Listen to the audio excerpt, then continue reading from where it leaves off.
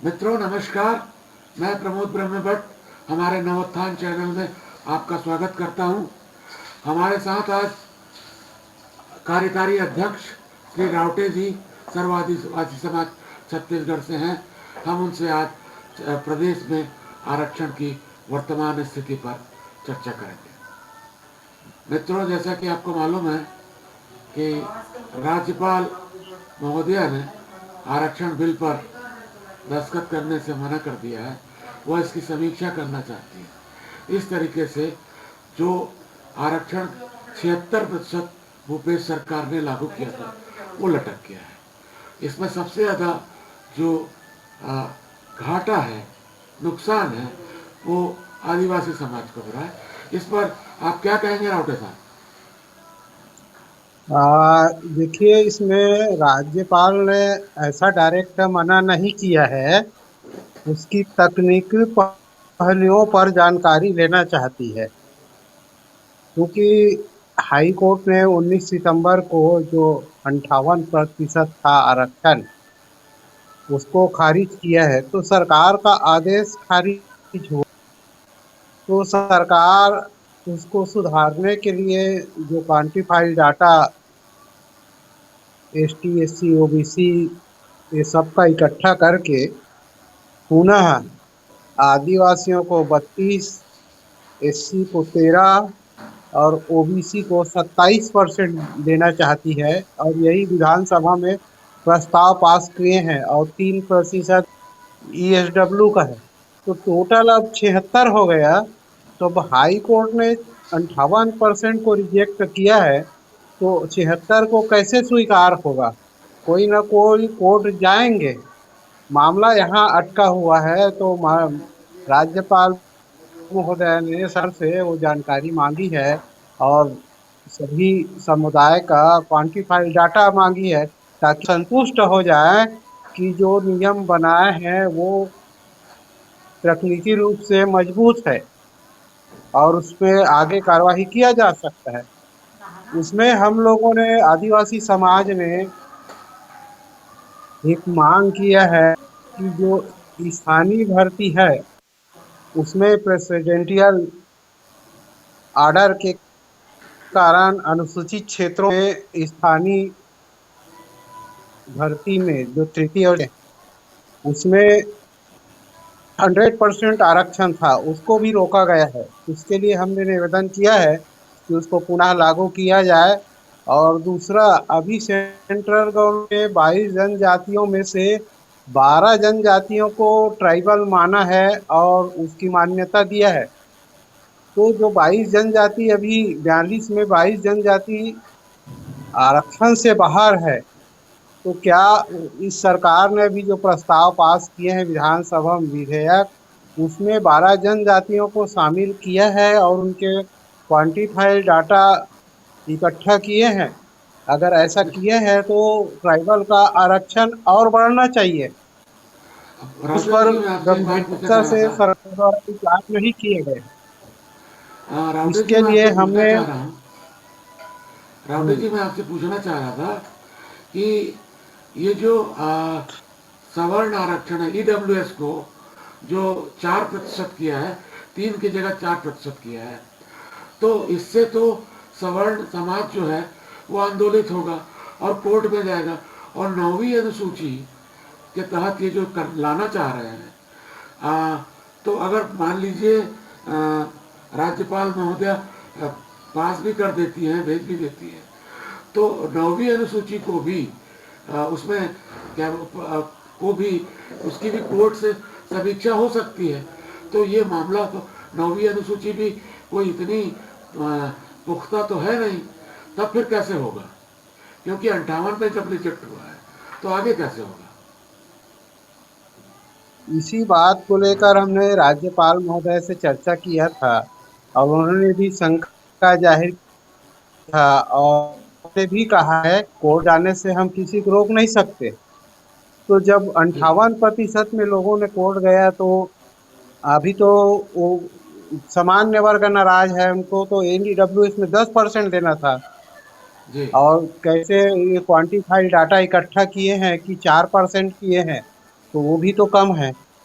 अगर किसी धाप की है तो उसकी सारी डाटा राज्यपाल महोदय को देंगे, तब वो आगे बढ़ेगी। दूसरा, हम ये कहना चाह रहे हैं कि लगातार इस तरह से परीक्षण के दौर से गुजर रहा है, तो बिना परीक्षण के कानून कैसे हस्ताक्षर होंगे? और दूसरा, 9वीं अनुसूची में तब प्रस्ताव जाएगा जब राज्यपाल महोदया ने हस्ताक्षर करके वापस भेजेंगे, तब एक बार प्रस्ताव पास होना चाहिए कानून बनने के बाद। ऐसा हमारा सोचना है और यही तरीका हो सकता है। इन्होंने एक साथ प्रस्ताव पास कर लिए हैं, जब कानून बना नहीं है तो 9वीं अनुसूची में कैसे भेजेंगे? कानून बनने के बाद प्रस्ताव पास होगा, ऐसा कुछ और विधि विशेषज्ञों का कहना है। अभी तो कानून बना ही नहीं है, तो उसको 9वीं अनुसूची में भेजने का प्रस्ताव पास करना भी अधूरा महसूस हो रहा है। साल से एक बार दस्तखत पे आने के बाद फिर से विधानसभा में उस कानून को भेज चाहिए जो एक साथ कर दिए हैं लोग, उसे प्रक्रिया अधूरा लग रहा है। ऐसा कई विधि विशेषज्ञों ने कहा है चर्चा के दौरान। तो हमारा भी यही कहना है कि जब तक कानून नहीं बनेगा, तब तक विधानसभा में दोबारा प्रस्ताव पास करना होना चाहिए, तब राष्ट्रपति को जाएगा 9वीं अनुसूची में शामिल होने के लिए। इस तरह से प्रक्रिया है। अब देखिए आगे क्या होता है। अभी तो प्रथम बार भी हस्ताक्षर नहीं हुआ है, भी तरह से रायशुमारी चल रही है, परीक्षण का दौर चल रहा है, और इसमें पता नहीं कितना समय लगेगा। ये अभी नहीं कहा जा सकता कि कल होगा या 2 महीना लग। ये तो अब राउटर राजभवन जी। भी बता सकते हैं, क्योंकि उनके पास एक टीम है जो उन पे परीक्षण कर रही है, और राज्य सरकार से जो भी जानकारी चाहिए वो मांगेंगे। उसके बाद वो रसद करेगी या वापस भेजेगी, ये भी एक मुद्दा है। राउटर जी, मैं आपसे एक चीज बोल रहा था तो इस तरह कि से जैसे मान लीजिए अध्यक्ष महोदय ने दस्तखत कर दिया और 9वीं अनुसूची में भी चला गया, लेकिन 9वीं अनुसूची को भी कोर्ट में चैलेंज किया जा सकता है, क्योंकि वो आज मूलभूत सिद्धांतों के अगर विपरीत है तो किया जा सकता है। तो अब आप मेरे को बताइए कि 9वीं अनुसूची भी इतनी नहीं है, और जैसे मान लीजिए तीन स्टेट चाह रहे हैं 9वीं अनुसूची के लिए, कर्नाटका, झारखंड और छत्तीसगढ़। अगर 9वीं अनुसूची में लाया जाएगा तो सारे देश के लोग चाहेंगे। ये कैसे संभव हो पाएगा? ये कितनी लंबी प्रक्रिया होगी। उसमें छत्तीसगढ़ का आदिवासी समाज क्या 20% अभी उसको स्वीकार है? अभी निकले की भर्तियां, क्या उसमें आपको अभी 20% स्वीकार है? अभी देखिए रहा है, हाई कोर्ट ने खारिज किया, सिर्फ अध्यादेश को खारिज किया है। उन्होंने किसी को ये नहीं कहा है कि इसका कम करोगे। वो सिर्फ एक सवाल उठाए थे, 32 कैसे किए, उसकी लॉजिक बताइए, या उसके तर्क संगत को बताइए कि आपने 32 किया है। इसका जवाब सरकार नहीं दे पाई, तो उन्होंने अध्यादेश को खारिज किया है, किसी का कम करने के लिए नहीं बोला है।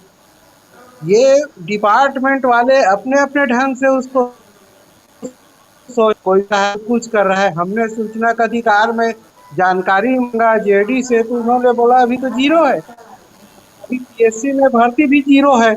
अभी जजों का निकला है, उसके पहले पीएससी का निकला है, केवल पीएससी का, आरक्षण का तो उल्लेख ही नहीं है।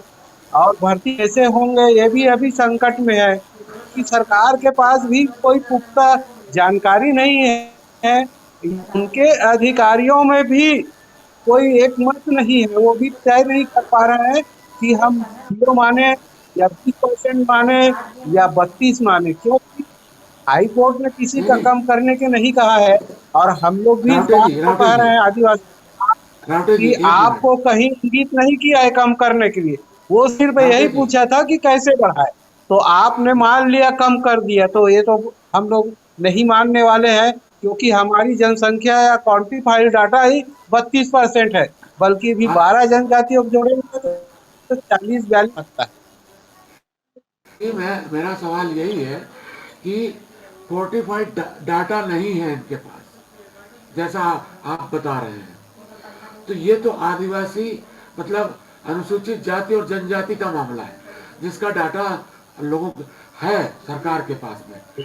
लेकिन हाँ ओबीसी का और सामान्य वर्ग का तो अभी तक कोई डाटा ही प्रकाशित नहीं हुआ है। फिर ऐसे में दूसरे वर्गों के उसको कैसे करा जाएगा, कम या ज़्यादा कैसे किया जा सकता है, वही मैं जानना चाह रहा था। उसको लेकर के आप लोगों ने चर्चा की है क्या? देखिए, इसमें सरकार को, भारत सरकार को जनगणना कराना चाहिए ओबीसी का। कई बार आयोग बना, मंडल आयोग बना, लेकिन अभी तक सही ढंग से इनका जनगणना ही नहीं कराया भारत सरकार। तो वास्तविक डाटा तो कहीं नहीं है। अभी जो डाटा डाटा इकट्ठा कर रहे हैं वो अनुमानित है। तो अनुमान से अगर ओबीसी को 27% देते हैं तो जनरल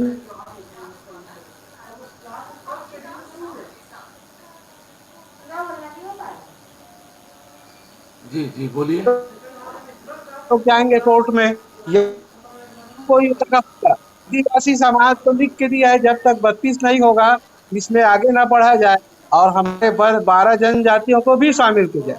और जहां तक 9वीं अनुसूची की बात है, वो एक संवैधानिक प्रक्रिया है। उसमें कितना समय लगेगा और कैसे होगा, ये नया प्रक्रिया है।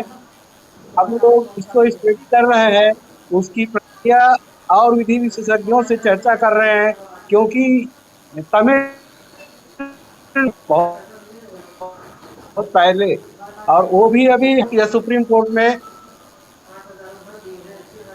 चैलेंज है, उसकी भी सुनवाई चलते हुए इन तीनों राज्यों का कब कैसे प्रस्तुत होगा ये भी एक मसला है, क्योंकि ये पहली बार प्रस्तुत होगा और कैसे चर्चा होगा और सरकार इसको किस दिशा में ले जाना चाहती है, ये भी देखने वाली बात होगी।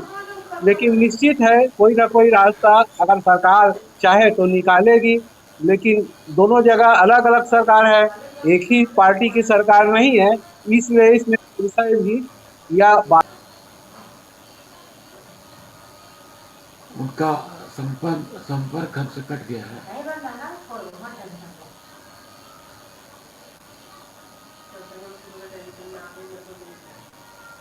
जी, मेरा कहना सिर्फ इतना था, मेरा कहना रावड़े साहब सिर्फ इतना था कि बाले कि मतलब जब आपके पास डाटा नहीं है, ऐसी स्थिति में जो कर रहे हैं, तो आप लोग क्या संतुष्ट हैं? अब आगे आप लोग क्या करेंगे अगर यही स्थिति रही, टाल मटोल होता रहा? तो सर्व आदिवासी समाज, अभी तो आपने भानु प्रतापपुर में आपने अपना प्रत्याशी खड़ा किया, और इसका अब आगे आप लोग क्या करेंगे? अब हम लोग तो सड़क की लड़ाई चालू किए ही है, क्योंकि हमारे हमारे समाज की जो जनसंख्या है और जो संवैधानिक व्यवस्था है कि जनसंख्या के अनुपात में हमको आरक्षण मिलना था, इसको ये सरकार ठीक से लागू नहीं कर पा रही है। तो जनता में आक्रोश है और हम 75 साल तक किसी न किसी पार्टी को समर्थन देते रहे, काम नहीं कर पाई। तो अब समाज जागरूक हो चुका है, पढ़ लिख गए हैं और संवैधानिक मुद्दों को समझकर संगठित होने का प्रयास कर रहे हैं, और उसमें एक बड़ा तबका हमारे समर्थन में आ खड़ा हुआ है। अगर ये सरकार बहुत जल्दी निर्णय नहीं ले पाएगी तो निश्चित ही एक नया नेतृत्व पैदा होगा और ये दोनों पार्टियों के लिए बड़ी समस्या होगी कि ये कैसे अपने मुद्दे रख पाएंगे। क्योंकि जब पीड़ित पक्ष स्वयं सड़क पे आएगा या राजनीतिक रूप से खड़ा होगा तो इनके लिए कुछ मामला बचेगा ही नहीं कि ये कौन सा समस्या को लेकर लड़ेंगे। विकास तो सभी लोग चाहते हैं, लेकिन जो वर्गों का हित और अहित है और वो आज बड़े रूप में आ गया है हर वर्ग का, तो उसको कैसे इन लोग संतुष्ट करेंगे समाजों को, ये बड़ा समस्या है। और कठिन समय आने वाला है, कोई भी सरकार हो तो निश्चित ही आने वाला समय राजनीतिक रूप से भी बड़ा परिवर्तनकारी होगा, क्योंकि अब इनके जो भी पार्टी है उनके घिसे पीटे आश्वासन से जनता संतुष्ट नहीं होने वाले हैं और आश्वासन से अब काम चलने वाला नहीं है। अब काम करके दिखाना पड़ेगा, ऐसा मैं महसूस करता हूँ और आने वाले समय में ऐसा ही होने वाला है। राउटर जी, आपका बहुत बहुत धन्यवाद। आप हमारे चैनल पे आए और इसी तरह हम आपसे बार बार बात करते रहेंगे। धन्यवाद। जय जोहार। नमस्कार।